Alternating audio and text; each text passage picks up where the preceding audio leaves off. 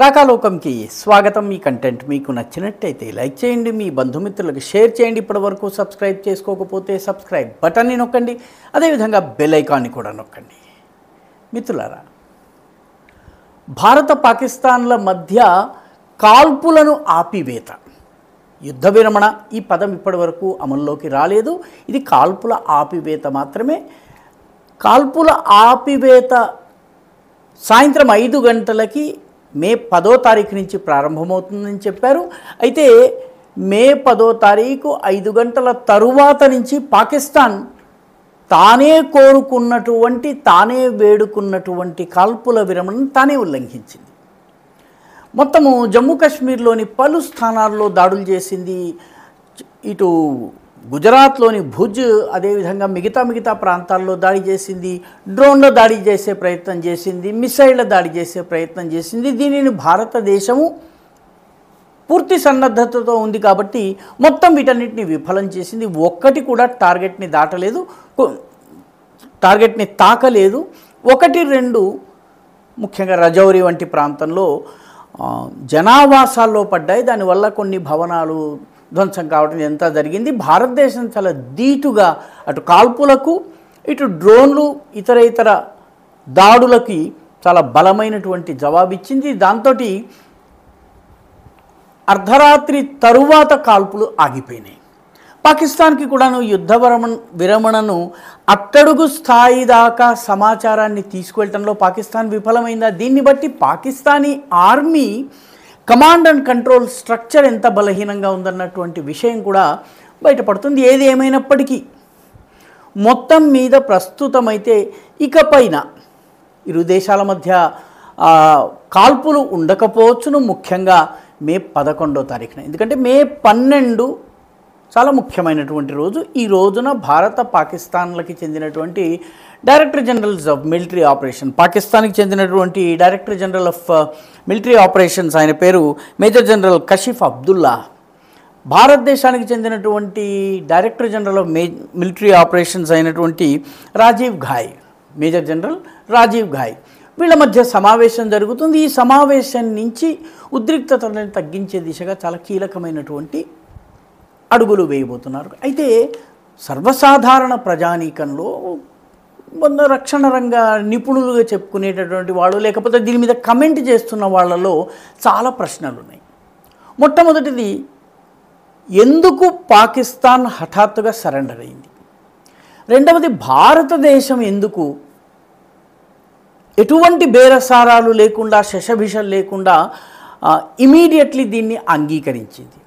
దీనిని క్లెయిమ్ చేసుకునేందుకు, ఈ సక్సెస్ను తమ ఖాతాలో వేసుకునేందుకు ట్రంప్ ఎందుకు ప్రయత్నం చేస్తున్నారు?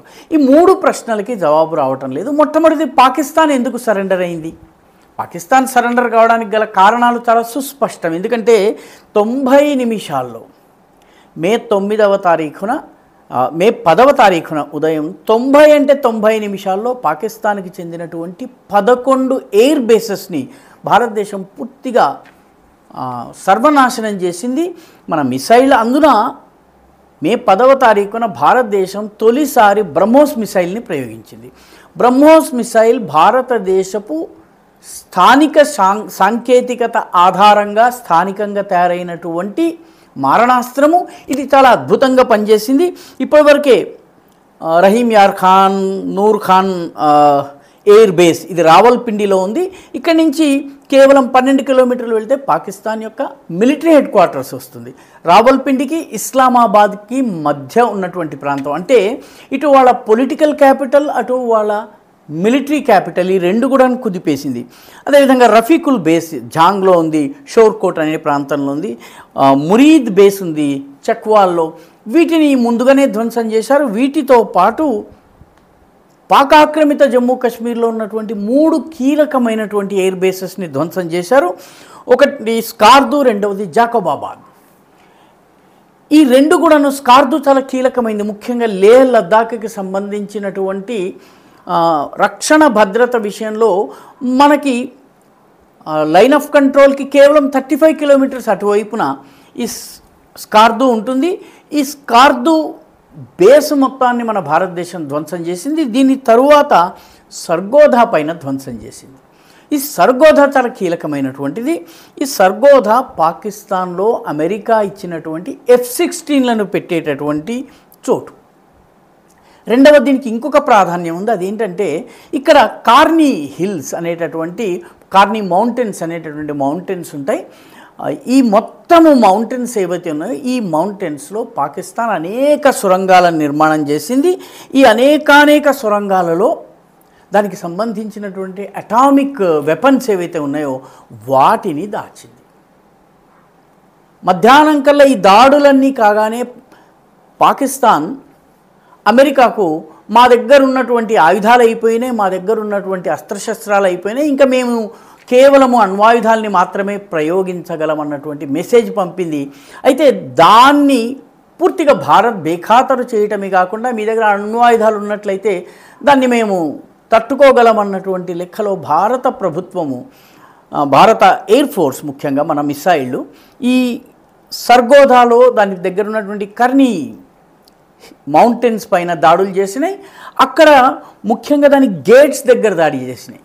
6 గేట్స్ ఉంటాయి. ఆ 6 గేట్స్ దగ్గర దాడి చేయటం ద్వారా ఈ వేడిమి వల్ల అణ్వాయుధాలు లోపలే ధ్వంసమై ఉంటాయి. దానివల్ల భూకంపం వచ్చింది. 4 రిక్టర్ స్కేల్ మీద 4.0గా అది నమోదైందని చెప్పి కూడా చెప్తున్నారు.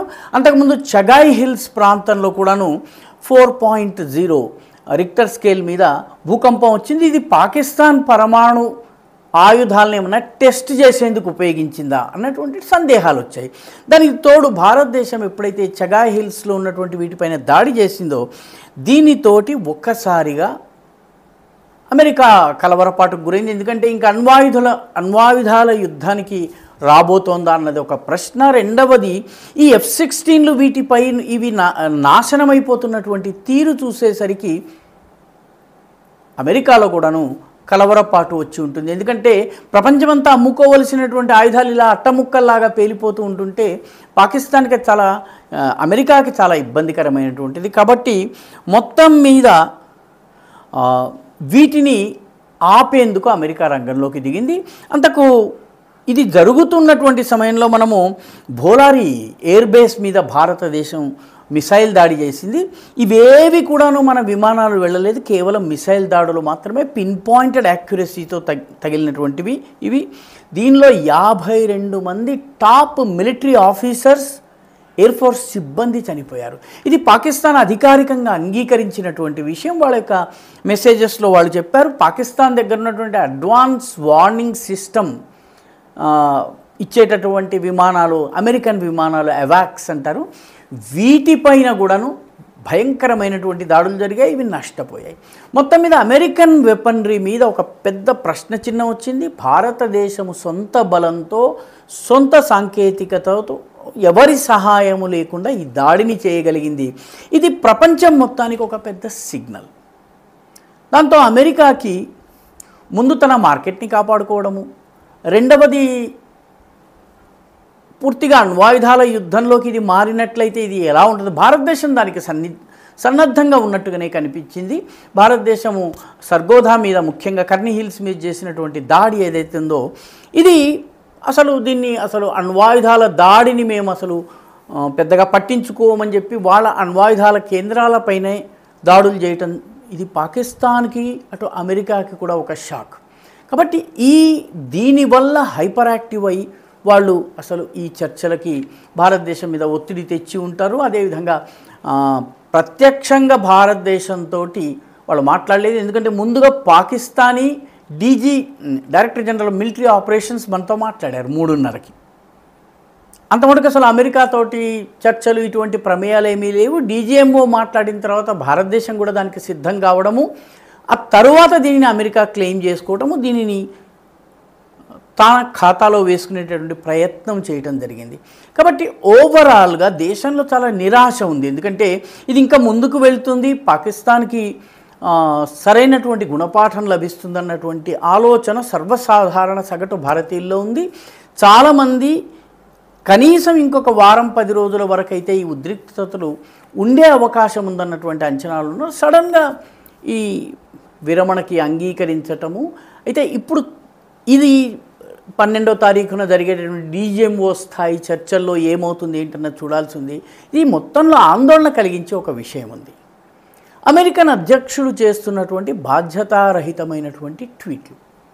ఆయన చేసినటువంటి ఒక ట్వీట్లో కశ్మీర్ సమస్య పరిష్కారం కోసము అమెరికా మధ్యవర్తిత్వం చేయడానికి సిద్ధంగా ఉంది, దీనికి భారత పాకిస్తాన్లు రెండు అంగీకరించాయి అన్నటువంటి ఒక ట్వీట్ ఆయన చేశారు. నిజానికి భారతదేశము మొట్టమొదటి నుంచి కూడాను 1971 సిమ్లా ఒప్పందం తరువాత భారత పాకిస్తాన్కి సంబంధించిన ద్వైపాక్షిక వ్యవహారాల్లో మూడవ పార్టీకి చోటు లేదని చెప్తూ వచ్చింది. కశ్మీర్ సమస్యలో మీడియేషన్కి మూడవ పార్టీకి చోటు లేదు, ఇది భారత పాకిస్తాన్లో మాత్రమే కూర్చుని పరిష్కరించుకోవచ్చు అన్నారు. 1994లో మనము పార్లమెంట్లో పాస్ చేసినటువంటి తీర్మానం ప్రకారం ఇంకా కశ్మీర్ పైన చర్చించాల్సింది ఏమీ లేదు, ఆక్రమిత భూభాగాల్ని తీసుకోవడమే. ఇప్పుడా ఎప్పుడా అన్నది వేరే ప్రశ్న.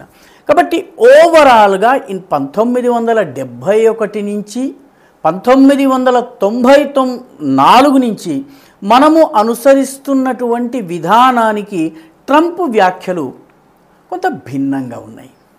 దీనిపైన భారత ప్రభుత్వం నుంచి స్పష్టీకరణ రావలసి ఉంది. లేకపోతే ఇన్నాళ్ళు ఏ మూడవ మధ్యవర్తి యొక్క ప్రమేయము, మూడవ పార్టీ ప్రమేయం మనం అంగీకరించలేదో దానిని అంగీకరించినట్టు అవుతుంది. ఇది నిజంగా కూడా ఆందోళన కలిగించేటటువంటి విషయము. దీనిపైన స్పష్టీకరణ రావలసి ఉంది. ప్రభుత్వం నుంచి వీలైనంత త్వరగా ఈ అంశం పైన స్పష్టీకరణ రాకపోతే గత 30-40 సంవత్సరాలుగా చేసినటువంటి ప్రయత్నాలు, 2014 నుంచి కశ్మీర్ విషయంలో పాకిస్తాన్ని ఒంటరిగా చేసేందుకు, ఐసోలేట్ చేసేందుకు చేసిన ప్రయత్నాలు, ఇవన్నీ కూడాను వైకుంఠపాళిలో మొట్టమొదటి గడికి తీసుకొచ్చినట్టుగా అవుతుంది. ఈ విషయం పైన స్పష్టమైన ధోరణి ఉండాలి. అసలు ఇందులో మూడవ శక్తి ప్రమేయం ఉండకూడదు, మూడవ మధ్యవర్తికి ప్రమేయం ఉండకూడదు. ఇది భారతదేశము మాత్రమే కశ్మీర్ యొక్క భవితవ్యాన్ని నిర్ణయించగలిగే ఏకైక శక్తి. 1994లో మనం అడాప్ట్ చేసినటువంటి తీర్మానం ప్రకారం ఈ విషయంలో అనుమానాలు, అపోహలకు తావు లేకుండా వీలైనంత త్వరగా స్పష్టీకరణ రావలసినటువంటి అవసరం ఉంది. ఈ వీడియో మీకు నచ్చినట్టయితే లైక్ చేయండి, షేర్ చేయండి, ఈ ఛానల్కు సబ్స్క్రైబ్ చేయండి. మీ అభిప్రాయాన్ని కమెంట్ల రూపంలో తప్పనిసరిగా పంపించండి.